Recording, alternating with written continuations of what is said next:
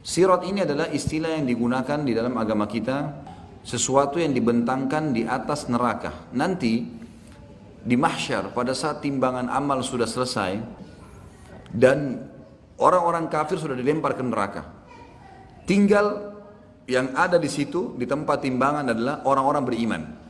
Orang yang beriman sudah berhasil lolos timbangan amal mereka lebih baik akan masuk surga, dan orang beriman yang timbangan dosanya masih lebih berat, mereka berkumpul satu sama yang lain tuh di satu tempat.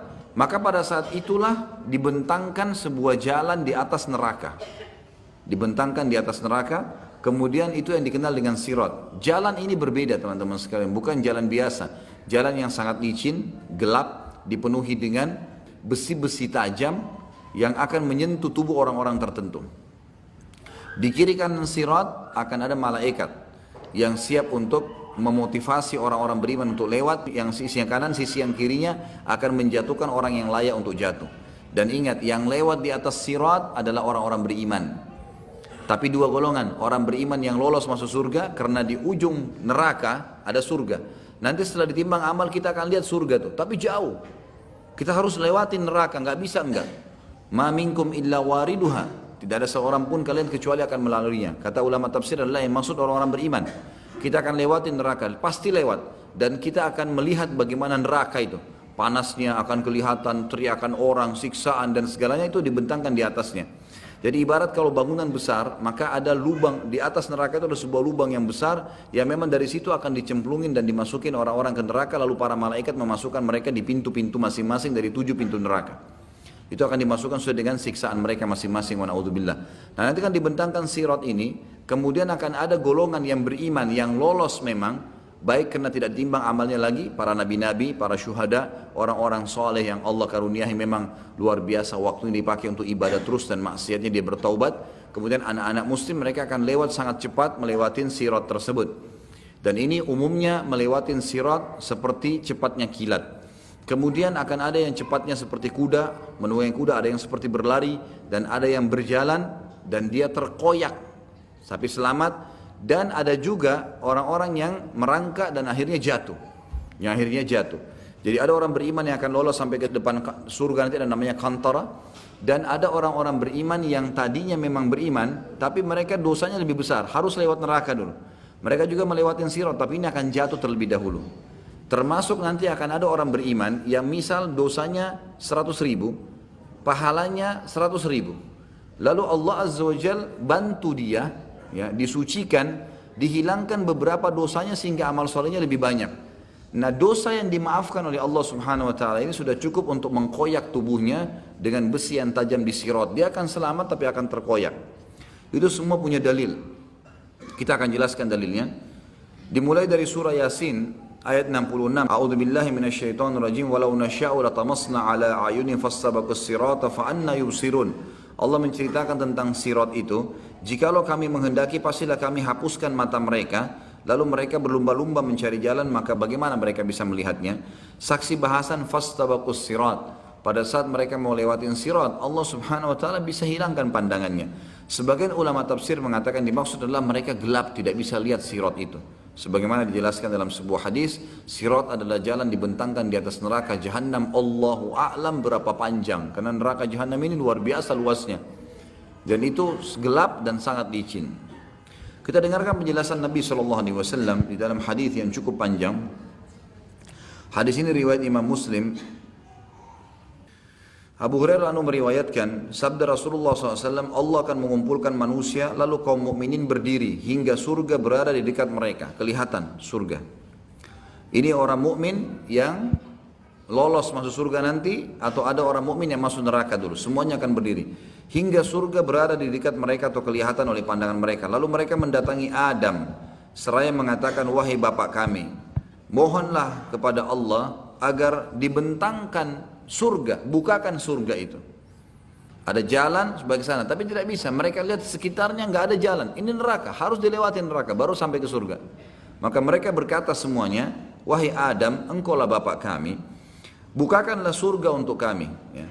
Artinya minta kepada Allah agar dibentangkan surga dibuka dan kami bisa jalan menuju ke sana. Adam alaihissalam menjawab, tidakkah yang mengeluarkan kalian dari surga melainkan karena bapak atau dosa bapak kalian Adam? Aku tidak berhak untuk hal itu. Pergilah kepada anakku Ibrahim Khalilullah. Beliau pun melanjutkan, kata Nabi SAW, maka Ibrahim mengatakan, aku tidak berhak akan hal itu, aku hanyalah Khalil, kekasih semasa di dunia, tapi di akhirat tidak. Cobalah pergi kepada Musa yang diajak berbicara oleh Allah secara langsung. Mereka pun mendatangi Musa alaihissalam, maka ia mengatakan, aku tidak berhak akan hal itu, pergilah kepada Isa. Kalimatnya Allah dan ruh darinya, karena tidak ada sperma, tapi langsung menjadi manusia, maka dikatakan ruh dari Allah Isa alaihissalam. Isa mengatakan aku tidak berhak akan hal itu. Akhirnya mereka mendatangi atau datang kepada Muhammad SAW, maka beliau diizinkan serta amanah dan kasih sayang didatangkan. Lalu keduanya berdiri pada dua sisi sirat, sebelah kanan dan sebelah kiri. Orang yang pertama dari kalian berjalan seperti kilat. Abu Hurairah mengatakan, aku mengatakan ayah dan ibuku sebagai tebusannya wahai Rasulullah. Bagaimanakah jalan seperti kilat itu? Golongan pertama yang lewat itu akan seperti kilat, dan ini para nabi-nabi, para syuhada, ya, orang-orang pilihan yang masuk surga tanpa hisab, termasuk anak-anak muslim yang meninggal sebelum balik, mereka akan melewati sirat seperti kilat. Abu Hurairah bertanya memastikannya, Rasulullah, bagaimana sih jalan seperti kilat itu? Saya ingin memastikan gitu. Lalu beliau menjawab, apakah kalian tidak melihat kilat bagaimana ia datang dan pergi dalam sekejap mata? Lalu kata Nabi SAW, kemudian ada golongan kedua yang akan lewat seperti burung yang terbang. Dan ada yang ketiga seperti laki-laki yang berjalan cepat. Amal-amal mereka lah yang menjalankan mereka sesuai dengan keadaan tadi. Kalau amalnya luar biasa, mereka seperti kilat. Kalau mereka amalnya sedang, maka ada seperti tadi burung yang terbang, ada yang seperti berlari dan seterusnya. Sedangkan Nabi SAW, sedangkan Nabi kalian berdiri di atas sirat. Nabi Muhammad SAW akan berdiri di atas sirat dengan hikmah Allah. Seraya berucap, wahai Rabb, selamatkanlah, hingga amal-amal hamba menjadi lemah. Jadi ada orang-orang yang lemah amalnya, maka mereka tidak mampu. Sampai seseorang datang tapi tidak kuasa berjalan kecuali dengan merangkak.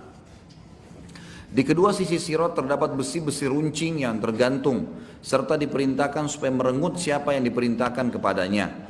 Ada yang terkoyak tapi selamat. Nah, ini yang terkoyak tapi selamat yang saya jelaskan tadi, orang-orang beriman yang tadinya punya dosa lebih banyak daripada pahalanya.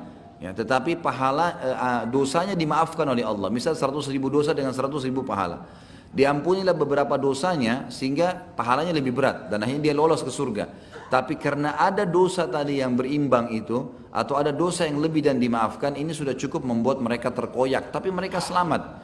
Terkoyak dalam arti kata mereka luka dengan besi-besi yang tajam. Wa na'udzubillah. Mudah-mudahan tidak termasuk ini, kita termasuk orang-orang yang awal masuk surga tanpa hisab. Dan ada yang terjatuh dalam neraka dan akhirnya ada yang terjatuh karena dosa mereka sendiri. Demi zat yang jiwa Abu Hurairah berada di tangannya. Ini Abu Hurairah menyampaikan tentang pemahamannya dari hadis Nabi SAW.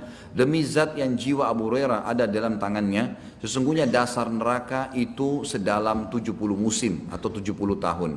Hadis ini riwayat Imam Muslim.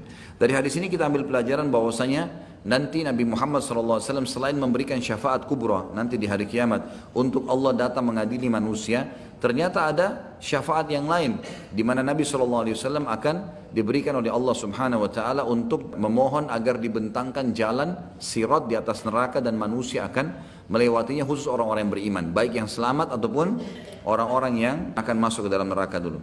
Riwayat yang lain adalah riwayat Tabarani dengan sanad hasan. Ibnu Mas'udin radhiyallahu anhu mengatakan, sirat dipasang di atas neraka Jahannam seperti ketajaman pedang keras, licin lagi menggelincirkan.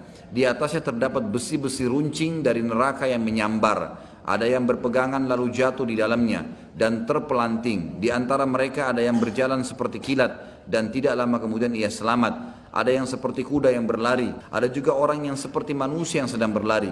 Kemudian ada seperti pria yang sedang berjalan. Kemudian yang terakhir dari mereka adalah orang yang diberi isyarat, ya, yang diberi isyarat oleh neraka. Maksudnya adalah neraka akan dekat sekali dengan dia sehingga dia bisa merasakan panasnya sambil merangkak. Dan akhirnya dia terjatuh di dalamnya karena masih ada dosa tertinggal, hingga Allah memasukkan orang-orang yang lolos ke surga dengan karunia dan rahmatnya. Hadis ini melengkapkan hadis yang sebelumnya tentang masalah, ya, bagaimana orang-orang melewati sirat nanti akan lolos masuk surga sampai hisab, dan juga orang-orang yang harus melewati neraka dulu.